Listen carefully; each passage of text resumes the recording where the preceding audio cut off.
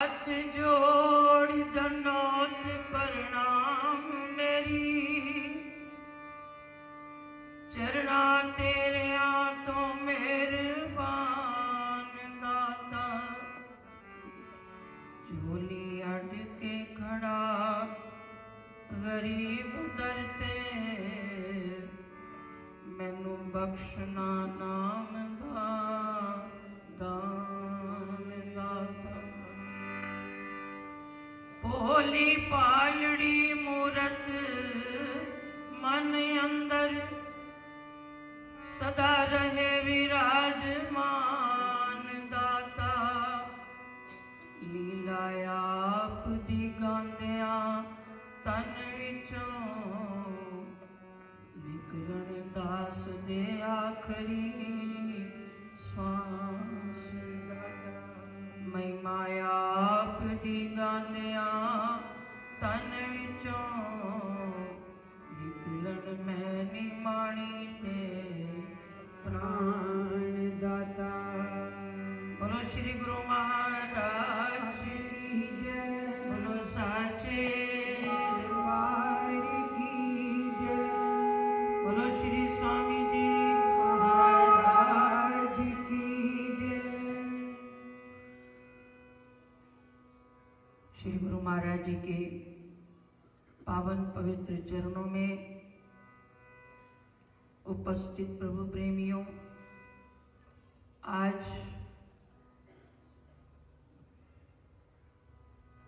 के दिन को भी हम नया वर्ष कहें। हमारे धर्म और संस्कृति का आधार, जिसको आप लोग अपनी भाषा में देसी महीने के नाम से जानते हो, लेकिन समय के अनुसार अपनी संस्कृति से, अपने शास्त्रों के अंतर्गत जिसका वर्णन आता है, उसको भूलते जा रहे हैं। आज चैत्र मास का शुभ आरंभ हो रहा है। जैसे आप 1 जनवरी को नया साल मानते हो, वो अंग्रेजों के चलाए हुए महीने, जिसको आप अंग्रेजी महीने कहते हो, और हमारे शास्त्रों के अनुसार आज का दिन भी एक नव वर्ष है, जिसको आज चैत्र मास की संक्रांति है, यानी एक नए साल का पहला दिन है।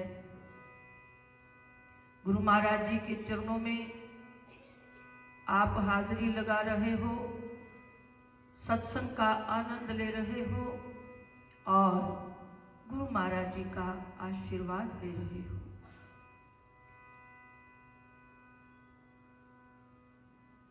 आप अभी बाई जी से भजन सुन रहे थे,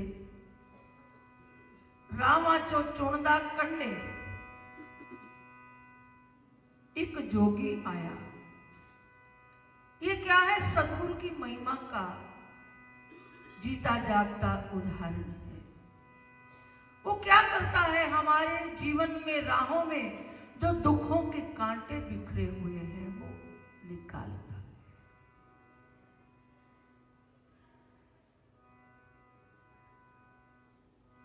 तो आओ उस और चले। आज चैत्र मास के शुभ दिन गुरु महाराज जी का आशीर्वाद प्राप्त करने के लिए बैठे हैं।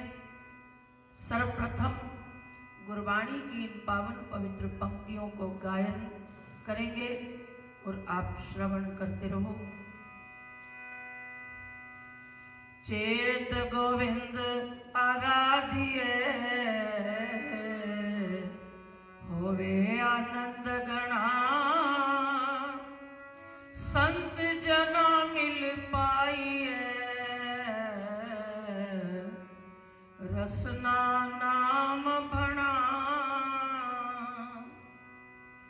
जिनी पाया प्रभ आपना,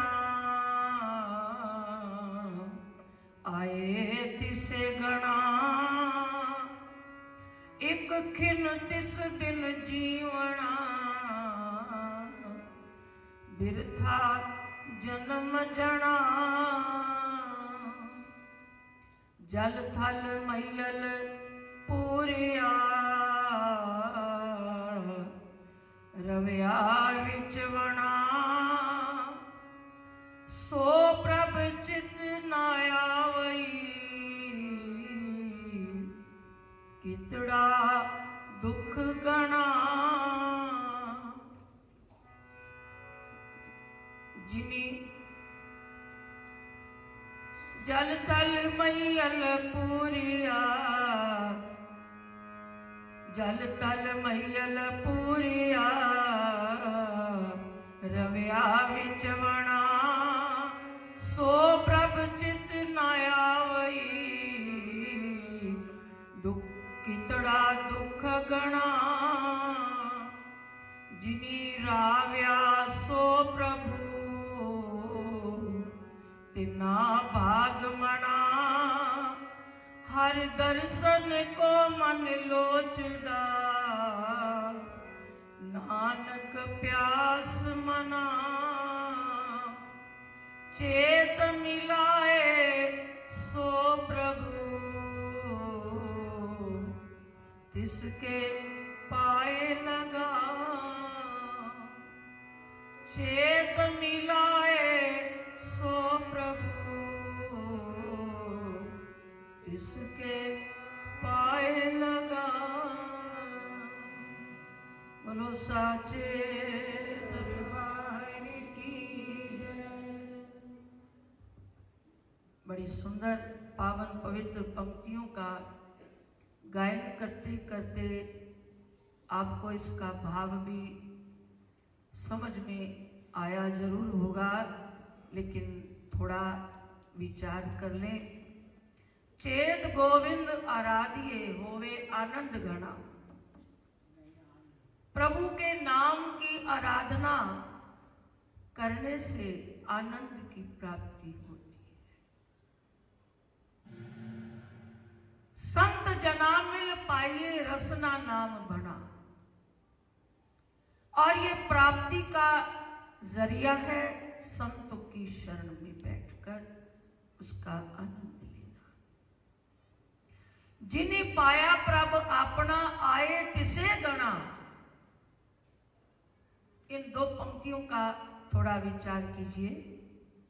संसार में हम सब आए हैं, जीवन हमें सबको मिला है, लेकिन गुरबाणी ने प्रमाण दे दिया कि जो परमात्मा का सिमरन करता है, दुनिया में आने वालों की गिनती में केवल वो जीवित है, वो गिनती में है। जिन्हें पाया प्रभ अपना आए तिसे गणा, एक खिन तिस बिन जीवना बिरथा जन्म जना।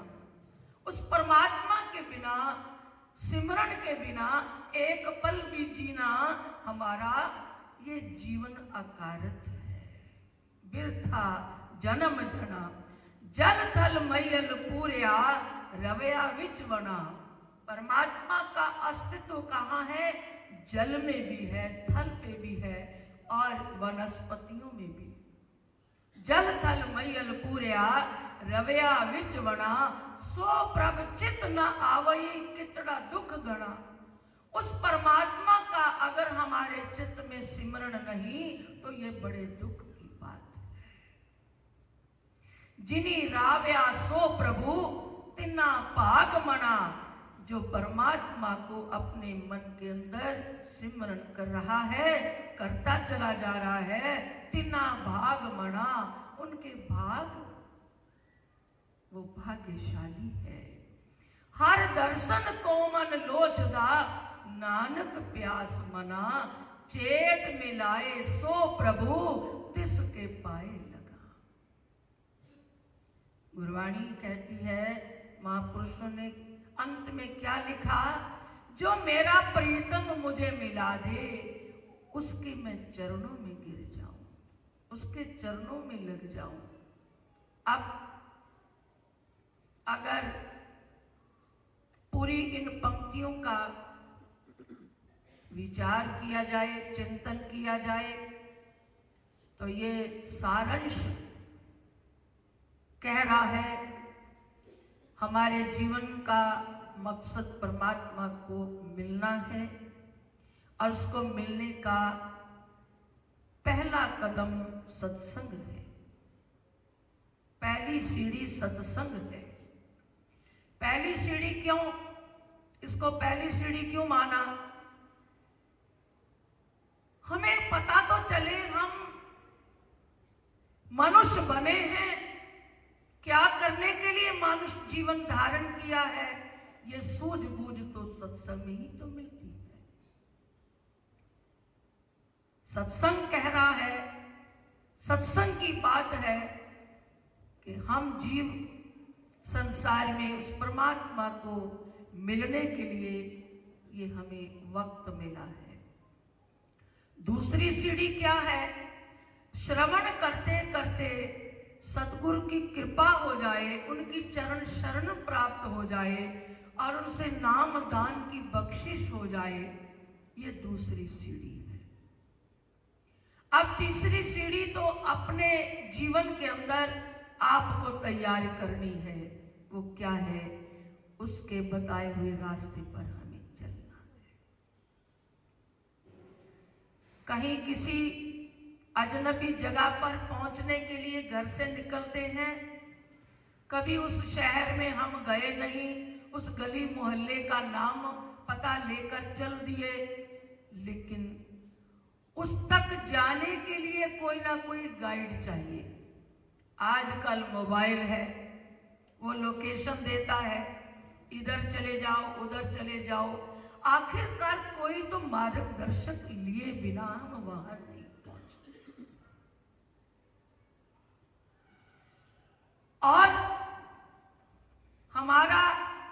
हमारे शास्त्र, हमारे ग्रंथ, हमारे मार्गदर्शक हैं कि अगर परमात्मा को मिलना है तो गुरु की शरण में जाओ। सद्गुरु ही जरिया है, आपको उस प्रीतम से मिलाएंगे, लेकिन मिलाने के लिए उन्होंने रास्ता दिया। रास्ते पर हम कितना चल पा रहे हैं, उस रास्ते पर कितना हम आगे बढ़ रहे हैं, ये अपने अपने अंदर अपने आप को झांकना पड़ेगा। हाँ, कृपा हो जाए, बिना कुछ किए भी हो जाए, हो सकता है। अर्जुन को युद्ध के मैदान में भगवान कृष्ण ने कहा, अर्जुन अब मैं तुम्हें ज्ञान चक्षु देता हूं। अब इन चरम चक्षुओं से तुम मुझे नहीं देख पाएगा, मैं तुम्हें ज्ञान चक्षु देता हूं, और अपना विराट स्वरूप सामने प्रकट कर दिया। और उस विराट स्वरूप को दोनों तरफ की सेनाओं के मध्य में भगवान विराट स्वरूप अपना प्रकट कर चुके हैं, लेकिन सबको दिखाई नहीं दिया। दिखाई केवल अर्जुन को दिया। क्यों? क्योंकि भगवान ने अर्जुन को ज्ञान चक्षु प्रदान किए कुछ समय के लिए, और व्यास ऋषि ने संजय को प्रदान किए। महाभारत के अंदर आप देखते हो ना, जब युद्ध से पहले व्यास ऋषि धृतराष्ट्र की सभा में आते हैं, उस समय व्यास ऋषि, क्योंकि धृतराष्ट्र आंखों से अंधा है और मोह में भी अंधा है, व्यास ऋषि ने एक संजय नाम का उस परिवार का एक छोटा सा आदमी था। कौन है? रथवान था, धृतराष्ट्र का गाड़ी चलाने वाला। वो व्यास ऋषि ने संजय को ज्ञान चक्षु प्रदान कर दिए। जब ज्ञान चक्षु एक संत की कृपा से मिल गए, तो सोचिए कुरुक्षेत्र कुरुक्षेत्र में युद्ध चल रहा था। हस्तिनापुर में धृतराष्ट्र के पास संजय बैठा है और वो बार बार पूछता है, संजय अब बता वहां क्या हो रहा है।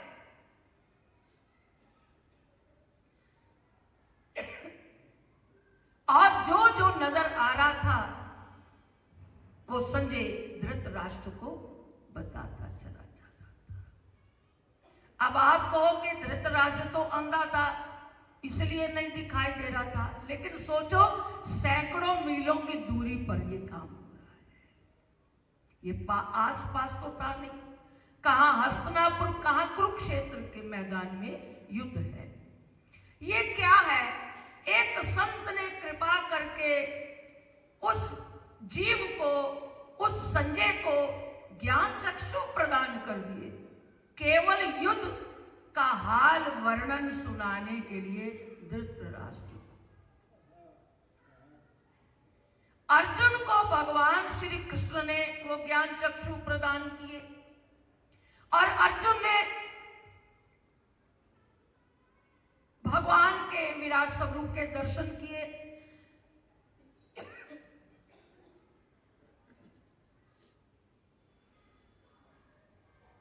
अगर इन दोनों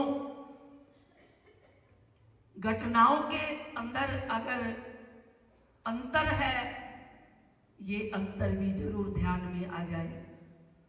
एक को ज्ञान चक्षु मिले युद्ध देखने के लिए, लड़ाई देखने के लिए, बता अब क्या हो रहा है, मेरे पुत्र क्या कर रहे हैं, भीष्म पितामह क्या कर रहा है, ये क्या हो रहा है वहां, अब बता क्या हो रहा है। वो धृतराष्ट्र युद्ध देखने के लिए, व्यास ऋषि ने मानो उसका वो चैनल खोल दिया और कहां बैठ करके वो सब देख रहा है, धृतराष्ट्र को बता रहा है। लेकिन उधर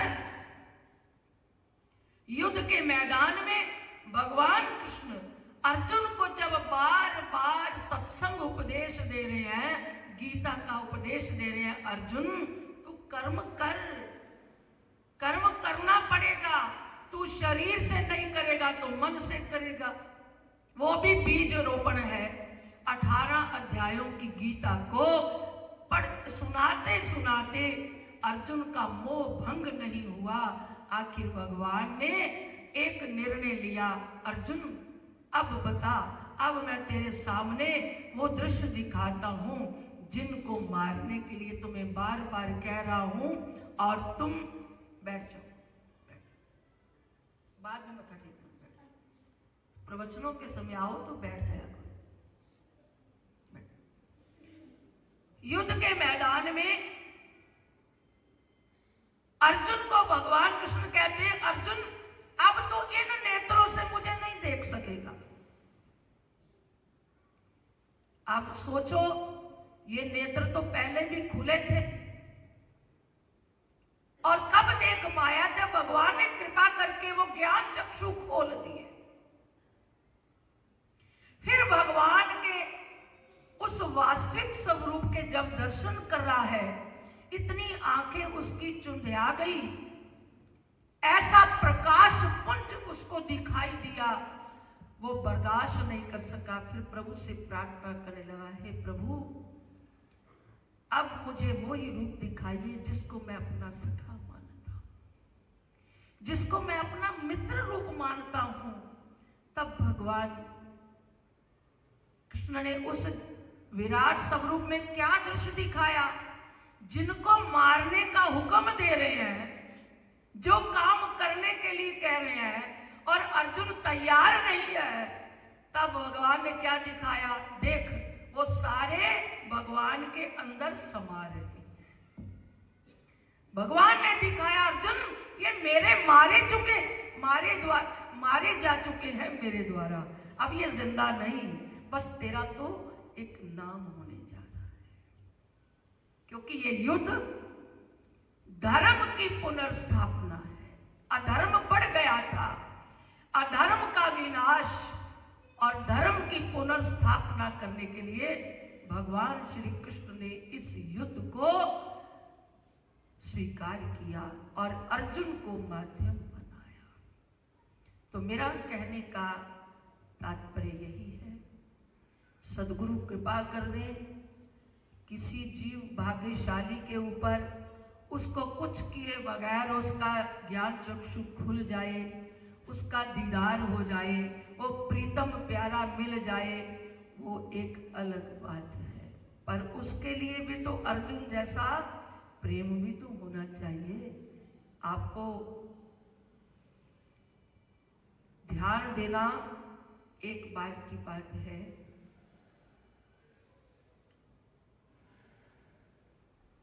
अर्जुन सो रहा था।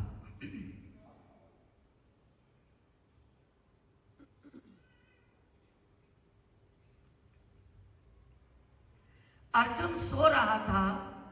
भगवान कृष्ण बारी बारी कुछ लोगों को भेजते हैं, जाओ अर्जुन सोया हुआ है, उसके पास कोई आवाज सुनकर आओ, क्या हो रहा है। अब हम सोएंगे तो क्या आवाज आती है, नींद गहरी आ जाए तो खराटे आएंगे और क्या आएगा। अर्जुन सो रहा है। क्या समझ में आया कि अर्जुन की जो सांस चल रही है, अर्जुन का सांस के अंदर कृष्ण नाम का सिमरण हो रहा है।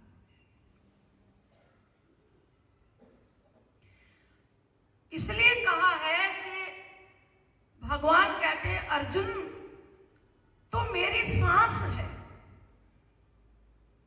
जब भक्त और भगवान एक हो जाए फिर कहने में कोई हिचकिचाहट नहीं भगवान को कि तू मेरी सांस है, मैं तेरी सांस हूं, मैं तेरे अंदर सांस लेने वाला हूं, तू मेरे अंदर सांस लेने वाला है। एक कथा सुनने में आई, कहते हैं कि निजामुद्दीन औलिया, उनका एक शिष्य था अमीर खुसरो। ऐसा अपने गुरु का आशिक था, प्रेमी था।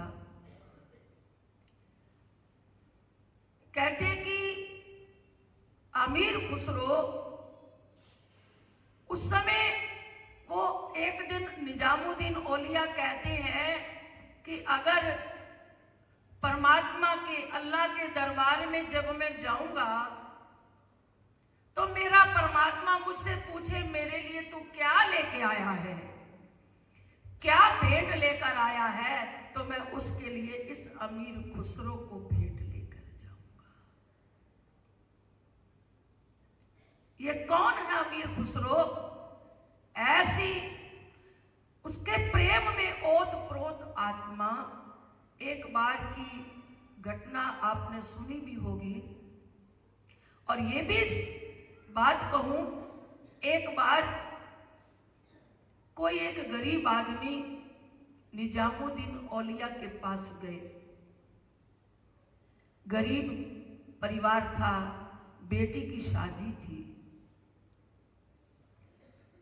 जाकर कुछ धन मांगा, मेरी बेटी की शादी है, पीर साईं कुछ मदद कीजिए। निजामुद्दीन औलिया कहने लगे भी आज तो कोई आया नहीं, कल आना, सेवा कुछ है नहीं। दूसरे दिन फिर वो शख्स जाता है। उन्होंने, पीर मौज में थे, दिया क्या, अपने चरण पादुका उसको दे दी, ले जाओ। वो सोचने लगा मेरी बेटी की शादी, मैंने पैसे मांगे और ये पीर ने मुझे क्या दे दिया, अपना जोड़ा उठा के दे दिया, इसको मैं क्या करूंगा, ये मेरे किस काम की बात चीज है। लेकिन कुछ बोला नहीं, चल पड़ा। कहते हैं कि वो जा रहा है, रास्ते में अमीर खुसरो धन का लदा हुआ बैलगाड़ी, राजा की बैलगाड़ी जा रही है, धन पर लदा है। अमीर खुसरो ने अपने पीर साईं के जोड़े की खुशबू उसको आ गई।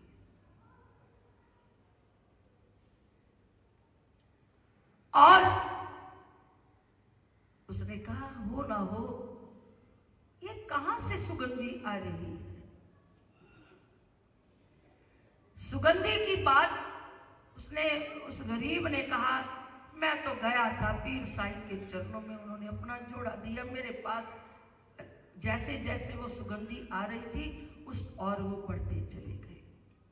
क्या देखा, उस गरीब के हाथ में वो निजामुद्दीन औलिया का जोड़ा है। उसने कहा, मेरी तो बेटी की शादी है, उन्होंने ये दे दिया, अब इसको मैं करूं तो क्या करूं। उन्होंने कहा, तुम्हें धन चाहिए, ये ले जा, ये मुझे दे दे। पूरे का पूरा धन उसके हवाले कर दिया और वो जोड़ा लेकर खुशी खुशी चल दिए। अब निजामुद्दीन औलिया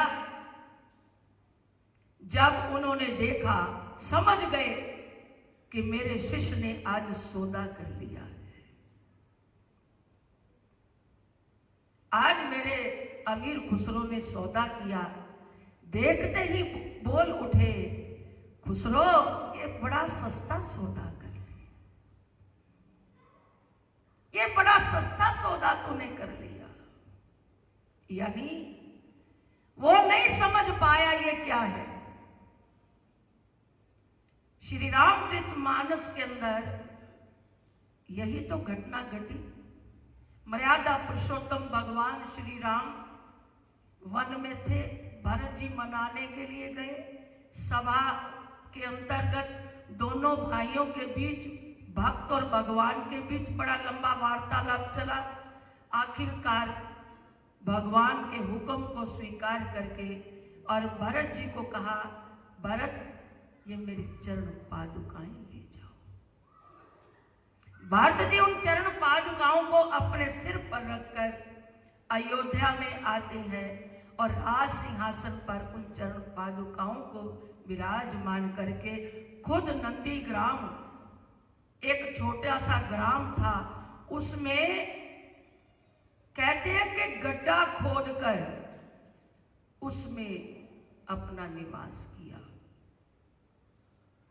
क्यों गड्ढा इसलिए खोदा, मेरे प्रभु धरती पर शयन करते हैं, मैं उनके बराबर शयन करूंगा।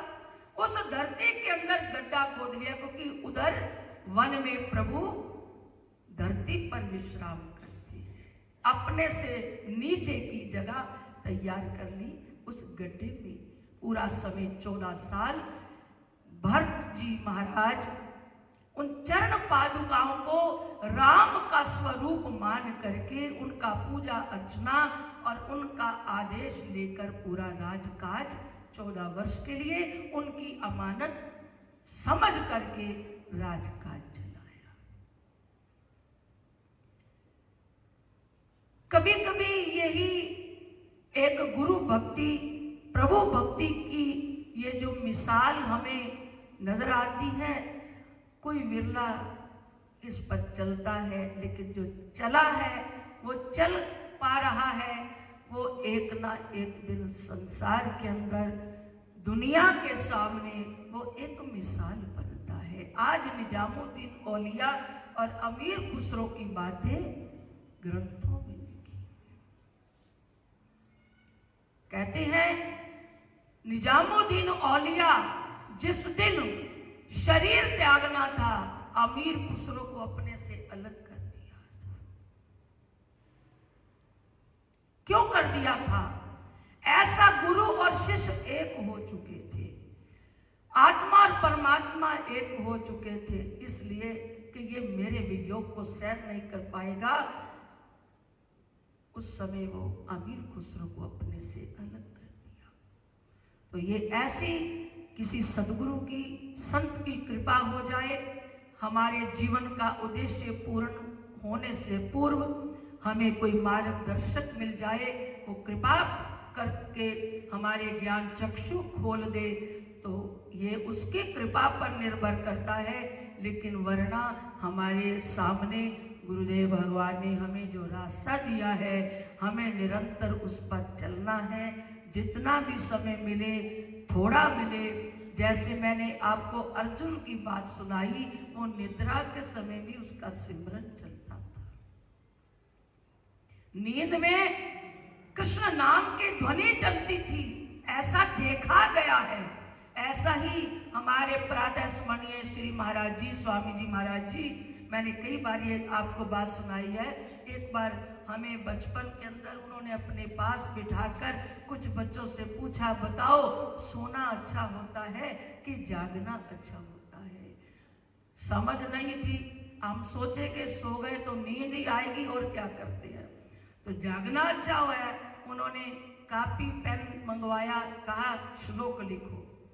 तब लिखवाया, जागन से सोवन पला, जे कोई जाने सोए, अंतर्मुख लेव लागी रहे सहजे सिमरन। उस जागने से सोना भी अच्छा है, अगर सोना किसी को आ जाए, अर्जुन के जैसा। जागन से सोवन पला, जे कोई जाने सोए, फिर अंतर्मुख लिव लागी रहे, जैसे अर्जुन की लिव लगी रहती थी कृष्ण के चरणों में। अंतर्मुख लिव लागी रहे, फिर सहजे सिमरन होए। सिमरन भी हो रहा है, विश्राम भी हो रहा है, और परम विश्राम भी आत्मा को मिल रहा है। इसलिए थोड़ा समय संसार के अंदर अपने लिए भी हमें लेकर चलना होगा, ताकि हमारा जीवन का कल्याण हो। तो आज चैत्र मास की पावन संक्रांति के अंदर आपको गुरु महाराज जी के चरणों में आने का सौभाग्य मिला है। यही आशीर्वाद मांगिए, हे प्रभु, जो शेष जीवन हमारा आपके चरणों में बीते, आपका सिमरण करते हुए गुजरे, यही आज हमें आशीर्वाद देना और तंदुरुस्ती देना, क्योंकि भजन भी तब होगा पहले शरीर तंदुरुस्त चाहिए, नहीं तो हाय हाय करते रहेंगे, हे राम नहीं निकलेगा। हे राम नहीं, हाय राम हाय राम। इसलिए प्रभु से मांगिए, हे प्रभु कृपा करो, आपके नाम का सिमरण करते करते एक एक श्वास हमारा बीते, ताकि हमारा जीवन